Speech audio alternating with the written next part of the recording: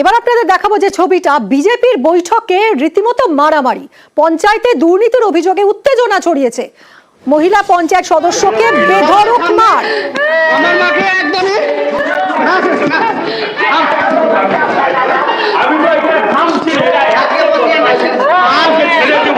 আমার মা সেই অবস্থা আমার মা ব্লিডিং হয়েছে আজকে ফেকন মন্ডল সবার সামনে আমার মাকে একদমই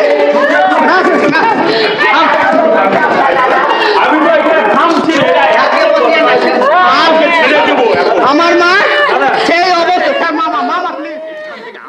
কথা বলবো সেবক আমার সহকর্মীর সঙ্গে। সেবক, মহিলা পঞ্চায়েত সদস্যকে এইরকম হেনস্থা করা হচ্ছে, এভাবে মারধর করা হচ্ছে, কি কারণ? কারা এরা, কারা মারছে?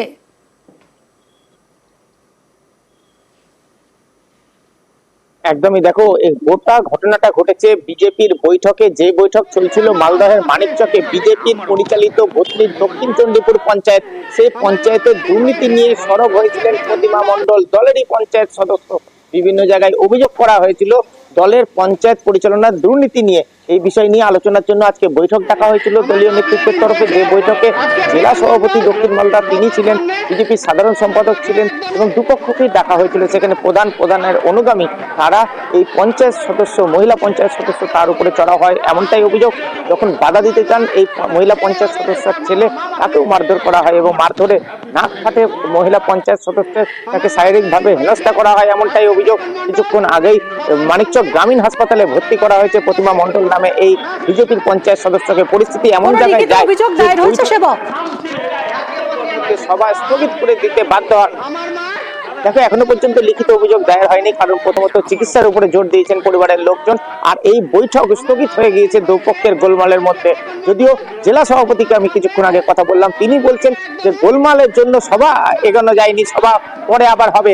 তবে মারধরের অভিযোগ সত্যি নয়। ছোট গেট দিয়ে বেড়াতে গিয়ে নাকি জখম হয়েছেন বিজেপির পঞ্চায়েত সদস্য। গোটা ঘটনাকে কেন্দ্র করে স্বাভাবিকভাবেই চাঞ্চল্য ছড়িয়েছে মানিকচকে। ধন্যবাদ সেবক।